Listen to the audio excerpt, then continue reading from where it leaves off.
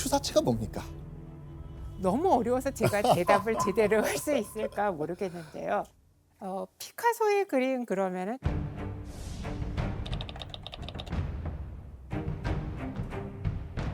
특정한 어떤 색이라든가 형태로 얘기를 할 수 없는 것처럼 추사체라는 것도 구체적인 특징으로 말하기는 힘듭니다. 어떤 사람도 흉내낼 수 없었던 김정일만의 독특한 창조력이 있거든요. 굉장히 많은 서체와 여러 작품들을 자유자재로 자신이 종합해서 나의 것으로 만들어내는 그와 추사의 글씨. 그걸 추사체라고 우리는 이해하면 좋겠고요. 특정한 형태의 양식, 스타일이라고 이해하기는 어려울 것 같습니다. 그러니까 이제 김정희가 이제까지 써내려갔던 그 모든 글씨체들, 그거를 합쳐가지고 우리는 추사체다라고 이야기를 하는 거군요. 맞습니다. 추사체는요, 추사 김정희의 독특한 개성이 듬뿍 담겨 있는데 그 중에서도요, 추사체의 정수라고 불리는 작품이 있는데요. 오늘 여러분과 함께 그 정수가 담긴 작품을 한번 감상해 볼까 합니다. 오른쪽부터 무량수각이라고 읽으시면 됩니다. 무량수각. 충청남도 예산군 화엄사에 써진 현판인데요. 이 무량수각을 보면 추사 김정희의 소박한 자연스러움을 느낄 수 있는 작품이라고 합니다. 근데 지금 추사 김정희의 글이니까 야, 이거 뭐 근사한데 멋진데 라고 지금 우리가 선입견을 가질 수도 있어요. 맞아요. 근데 당대만 해도 뭐야 이거 너무 괴이한 거 아니야? 라고 평가를 받기도 했지 않습니까? 예, 맞습니다. 김정희의 글씨가 너무 괴상하다라고 비판도 많이 했었거든요. 전에 없었던 새로운 것이기 때문에 사람들이 좋아하지 않았죠. 이 작품이 얼핏 보면은 굉장히 어수룩해 보이죠. 그런데 이 작품에는 굉장히 영민한 예술적 장치를 발견할 수 있습니다. 글의 내용이 시각적으로 드러난다라는 거예요.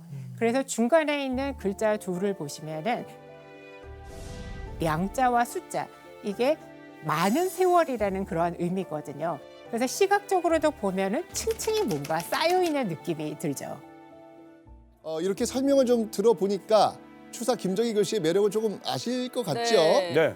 자, 계속 한번 보도록 하겠습니다. 여러분, 이건 종로구 옥인동 계곡 바위에 새겨져 있던 송석원이라는 글자입니다. 자, 이 송석원은요, 조선 후기 최대 중인층 예술가 모임 이름이에요. 송석원. 대표적으로 그 유명한 김홍도가 여기 있습니다. 김홍도 아시죠? 김홍도 알죠? 네, 맞습니다.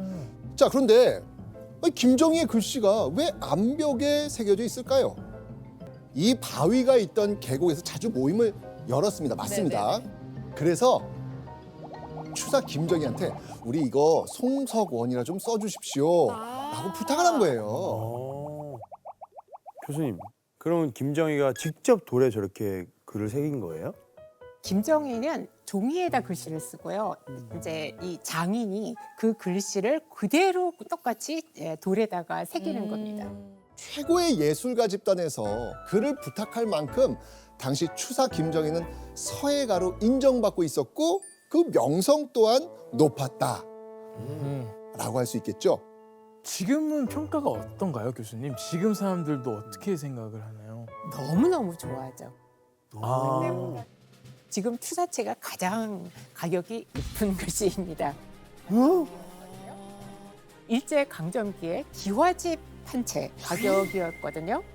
그때부터 이 일본 사람들이 특히 추사체 하면 아주 껌뻑. 아 진짜요? 예. 자, 그렇다면 사람들은 왜 그토록 추사 김정희의 독특한 서체를 갖고 싶어 했을까? 오늘 우리는요, 추사 김정희 인생의 가장 큰 변곡점이 된 그 지점부터 한번 살펴볼까 합니다. 추사 김정희가 24살이 된 1809년 어떤 특별한 곳에 이 김정희는 갈 수가 있었습니다. 어디? 바로 이곳에 다녀온 후 추사 김정희는요, 호랑이 등에 날개를 단 듯 정말 자신의 재능과 뜻을 마음껏 펼치고 다녔습니다. 어딘지 바로 확인해 보시죠. 이곳이 어디냐? 바로 북경 중심에 자리했던 커다란 시장 유리창입니다. 아니, 시장 이름이 유리창입니다. 그러니까요. 왜일까요? 황실과 궁전에 쓰이는 그 유리 기와를 굽고 공급하던 유리 공장이 여기 있었거든요. 유리를 만드는 공장이란 뜻의 유리창으로 불리게 된 겁니다. 아, 유리. 시간이 지나면서 이곳엔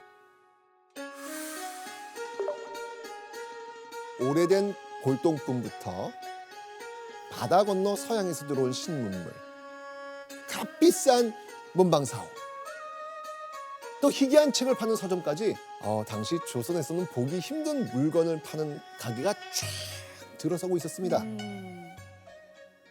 그런데 조선 사람은요, 이곳에 마음대로 갈 수가 없었어요. 조선 사람은 북경은 물론이고요, 청나라 국경을 함부로 넘어서도 안 됐습니다. 교수님, 조선 사람은 청나라에 갈 수가 없었어요? 네, 그렇습니다. 명나라와 청나라가 전혀 허락을 하지 않았습니다. 그래서 당시 조선 문인들에게 중국의 최신 정보를 얻는다는 거, 그것도 거의 불가능에 가까웠어요. 읽어보시죠. 자제공관. 자제공관. 네, 자제, 즉 아들이나 가까운 친인척을 군관으로 임명해서 사행단을 보필하게 하는 합법적 제도가 이 당시에 있었던 거예요. 자, 그렇다면 조선 조정에서는 왜 이런 제도를 만들었을 것 같아요? 자제군관이란 직책을 빌미로 해서 조선의 젊은 문인들에게 청나라로 가서 경문을 넓힐 기회를 주고자 했던 겁니다. 자제군관 제도는요, 명문가 사대부 중에서도 극히 소수에게 주어진 정말 특혜였습니다. 아, 집안이 좋았구나. 자, 그 느낌이 좀 오시죠, 지금? 그래요? 이 김정희 집안이 얼마나 대단했는지 한번 보시죠. 아, 느낌 오지 않습니까? 왕가. 바로 추사 김정희의 증조 할아버지 김한 씨는 조선의 21대 왕 영조의 사위였습니다. 즉 김정희 집안은요, 조선 왕의 사위 집안이었던 겁니다. 사위였구나. 게다가요, 이 김정희 집안과 영조의 인연이 또 한 번 깊어지는 일이 생깁니다. 영조의 두 번째 비 정순 왕과 바로 경주 김씨 김정희 가문의 사람이었어요. 이렇게 두 번의 혼인으로 영조와 든든하게 얽힌 추사 김정희 집안은 로열 패밀리, 로열 패밀리로서 정말 오랫동안 부와 명성, 권력을 누리게 되는 겁니다. 그래서 추사가 24살이 된 1809년 당시 예조 참판 종이품 당상관이었던 김정희의 아버지 이 김노경이 아들 김정희를 자신의 개인 수행원으로 뽑아서 북경으로 데리고 간 거예요. 휘황찬란한 신문물이 가득한 북경에 가게 된 김정희. 자, 여러분이 김정희라면 어떤 기분이셨겠습니까? 추사 김정희는 누구보다 들뜨고 흥분했을 겁니다. 그 이유를요, 당시 추사가 그때 스스로 불렀던 별칭에서 찾을 수 있습니다. 광사? 광사. 이 광자가 뭘까요? 미칠광? 미칠광. 맞습니다. 미칠광의 선비사. 회사. 말 그대로 풀면 미친 선비입니다. 오, 그런데 당시에는요, 관습에 얽매이지 않고 진리를 추구하는 선비라는 뜻으로 쓰였습니다. 그러니까 24살의 추사 김정희는 말 그대로 학문에 미쳐 있었던 겁니다. 교수님, 김정희가 어느 정도로 학문을 좋아했길래 저렇게 광사라고 표현을 했을까요? 김정희가 연경에 갈 때 이미 과거에서 출신을 합격한 상태였거든요. 근데 이제까지 이 김정희가 공부한 거를 보면 시험 범위를 넘는 경전에 대한 다양한 해석이라든가 시와 그림과 글씨 이러한 것들에 굉장히 관심을 많이 갖고 공부를 열심히 했었거든요. 자, 그렇다면 이 북경에 도착한 후 이 자칭 광사 미친 선배 이 김정희가 땡큼 달려간 곳 어디겠습니까? 유리창. 그렇죠. 유리창. 추사 김정희는요, 유리창에 있는 찻집에서 청나라 문인들과 정말 시간 가는 줄도 모르고 학문에 대한 의견, 조선에선 전혀 들을 수 없는 새로운 정보를 나누게 됩니다. 얼마나 재밌을까? 얼마나 재밌을까? 진짜 얼마나 재밌을까? 신세계. 그렇게 북경에서 청나라 문인들을 두루 만나고 다니던 어느 날 한 청나라 문인이 김정희 이름을 듣더니 예전부터 이 김정희를 알고 있었다면서 얼굴 만면에 화색을 띄우는 거예요. 이 청나라 문인의 이름은요, 바로 조강이었습니다. 자, 김정희는 처음이잖아요. 처음 북경에 왔잖아요. 네. 근데 조강이 어떻게 김정희를 알았을까요? 추사 김정희가 청나라로 오기 전 과거 청나라 사행단으로 왔던 어떤 조선 사신이 조선에 이렇게 뛰어난 문인이 있다 라고 하면서 청나라 학자 조강에게 김정희가 쓴 시를 보여줬던 겁니다. 이때 김정희 요 기회를 놓치지 않습니다. 이 사람이 날 좀 아네. 그럼 이때다 해가지고 이 조강에게 오랫동안 품어왔던 소원이 있다면서 이것 좀 들어달라고 부탁을 합니다. 김정희의 소원은 이때 뭐였을 거예요? 청나라의 유명한 학자를 만나는 거였습니다. 학자. 그 사람이 누구냐?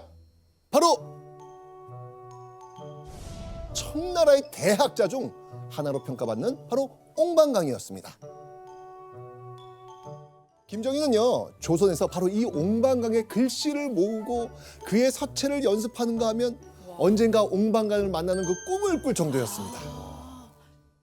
김정희가 이 소원을 이루게 됩니다. 만나게 돼요? 연결해줬어요? 네네네네. 들어준 거예요? 놀랍게도 옹방강이 김정희를 집에 초대한다는 거예요. 정말 이 옹방강을 만날 수 있다는 말을 들은 이 김정희 심장이 쿵쾅쿵쾅 뛰고 정말 기대감에 부풀어서 앉지도 서지도 못했을 겁니다. 못해. 그러니까요. 잠도 못 자, 잠도 못 자. 추사 김정희는요, 청나라 학자들을 만나며 간절한 요청을 전한 끝에 드디어 옹방강을 마주하게 됩니다. 당시 옹방강의 나이는요 78세. 되게 많으시구나. 김정희 겨우 24살. 대학교 총장님 그 이상을 지금 만나는 거나 마찬가지예요. 그렇게 나이가 차이가 많이 나는데도 계속 주제가 끊이지 않고 다양하게 얘기를 오래 나눴고, 옹방강이 젊은 김정희가 이렇게 학식이 깊고 그리고 넓다는 거에 대해서 학자로서의 미래를 굉장히 좋게 생각을 했었던 것 같아요. 진짜 신기하다. 이 김정희는 옹방강과의 만남이 어찌나 감격스러웠던지 이 옹방강과 나눈 필담을 평생 간직할 정도였습니다. 자, 그리고요, 옹방강을 만나고 얼마 후에 김정희는요, 이거 해석하는 즐거움에 푹 빠지게 됩니다. 김정희가 푹 빠져있던 걸 제가 가져와 봤습니다. 약간 도장 같기도 하고 하나 같은 건가요? 자, 이거는 기원후 63년 중국의 고대 국가 한나라의 글씨를 종이에 찍어낸 탁본입니다. 탁본. 네, 탁본입니다. 자, 그런데 여기 적힌 한자들 어떻게 보이십니까? 어떻게 보이십니까, 이게? 가운데 중 있고요. 여선육 있어요. 저 왼쪽에 있어요. 여선육이 큰 대자 보이고요. 그리고 뭐 근데 우리가 흔히 보는 한자와는 좀 어때요? 조금 다른 것 같아요. 그죠? 우리가 배운 것과는 좀 달라요. 자, 우리가 흔히 보는 한자 글보다 글자의 크기나 위치가 지금 반듯하지 않고요. 알아보기가 쉽지 않아요. 쉽지 않습니다. 당시 오래된 비석에 새겨진 한자를 해석하는 학문을 이렇게 불렀습니다. 금석학. 당시 옹방강은요, 바로 이 금속학의 대가였던 거예요. 아, 옹방강은요, 이 알아보기 어려운 이 한자를 하나하나 손으로 짚어주면서 추사 김정희에게 글자의 뜻을 알려준 겁니다. 청나라에서 금석학은요, 학자로서 명예와 생계를 꾸릴 관직도 얻을 수 있는 그런 학문이었습니다. 왜냐하면 이건 알 수 있는 사람은 나밖에 없는 거니까. 이걸 가지고 있다는 거는 하나의 나의 컨텐츠가 되는 거였죠. 최고의 학자에게 최고 수준의 금속학을 배우게 됐으니 김정희는 옹방강에게 배운 거 마음 깊이 새겼을 것입니다. 그리고 그 단꿈에서 깨어날 시간은요, 순식간에 찾아옵니다. 조선 사행단이 약 39일의 일정을 끝내고 조선으로 돌아갈 때가 온 거예요. 아, 너무 아쉽다. 그죠? 이 소식을 들은 청나라 문인들은요, 추사 김정희와의 그 긴 이별을 아쉬워하면서 송별회를 열어줍니다. 서로 문인들끼리 김정희에게 이별 선물로 송별의 모습을 그린 그림도 그려주고 김정희의 앞날을 기대하고 응원하는 글도 써줍니다. 뭐 지금으로 치면 기념사진 찍고 롤링페이퍼 주고받은 거죠. 자, 그렇게 24 추사 김정희는 그 짧은 북경 유학을 마치고 조선으로 돌아옵니다. 자, 그런데요, 청나라에서 돌아온 김정희가 어느 날 해발 560m가 넘는 암석 봉우리를 오르기 시작합니다. 왜요? 자, 김정희가요, 위험천만한 암벽을 오른 이유는요, 오로지 산 꼭대기에 있는 미스터리를 밝혀내기 위해서였습니다. 서울 북쪽에.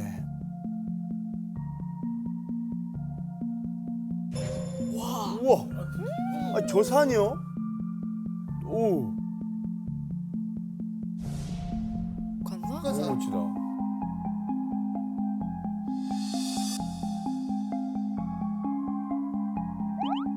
와. 오, 보이세요? 와.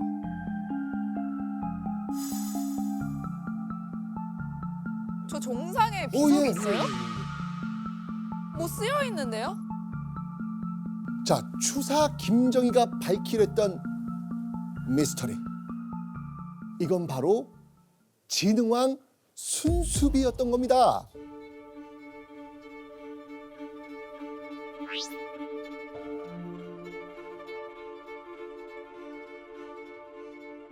김정희는 대체 무엇을 밝히기 위해서 산에 올랐을까요?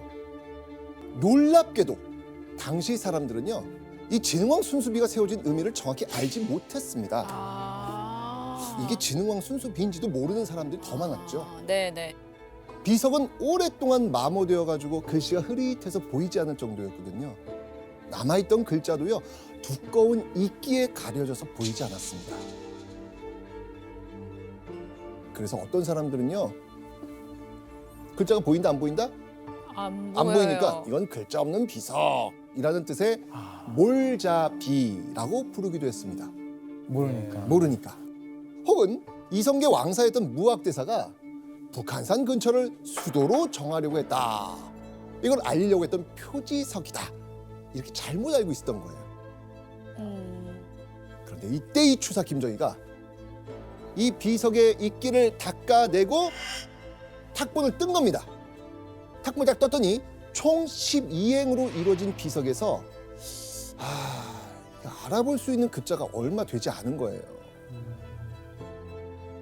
이 시간이 뭐 거의 뭐 1000년 가까이 되는 그 너무 시간이니까. 지났죠. 그런데 군데군데 이 손상된 글자 사이에서 익숙한 단어가 보입니다.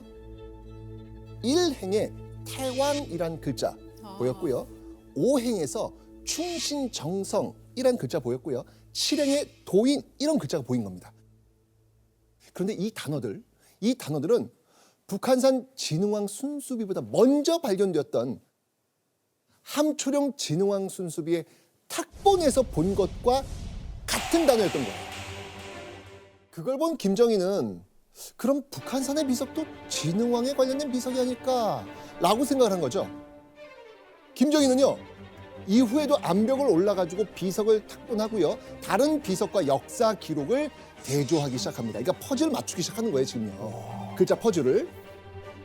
김정희는 약 1년여의 그 세심한 연구 끝에 비석에서 무려 68자를 찾아가지고 해석해냅니다.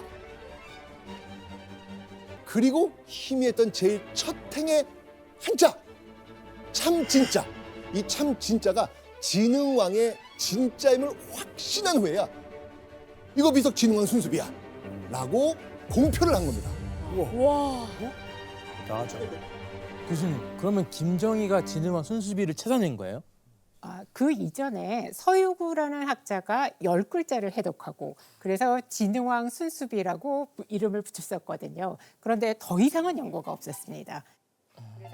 그래서 내용이 뭔지, 그 역사적인 의미는 또 뭔지 이러한 것들을 세밀하게 학문적으로 연구한 사람은 김정희가 처음인 거예요. 와. 와. 그리고 김정희는 이제 자신의 성과를 문헌비고 우리나라의 문화재를 기록해 놓은 중요한 문헌이 있는데 거기에 당연히 순수왕비는 오류로 기록이 돼 있을 것이고 그 오류를 바로잡았습니다. 그래서 지금 교과서에 이 비석이 진흥왕 순수비라는 것, 그 내용이 뭐라는 것이 기록되어 있는 거예요. 당시 김정희가 한 일이 기록으로 남아 있거든요. 동현 씨가 한번 읽어주시죠. 네. 이는 신라 진흥왕 순수비인데 병자년 7월에 김정희가 와서 읽었다. 스스로 자랑스럽고 대견했던 나머지 진흥왕 순수비 옆면에 자신이 한 일과 김정희 이름을 새겨놓은 거예요.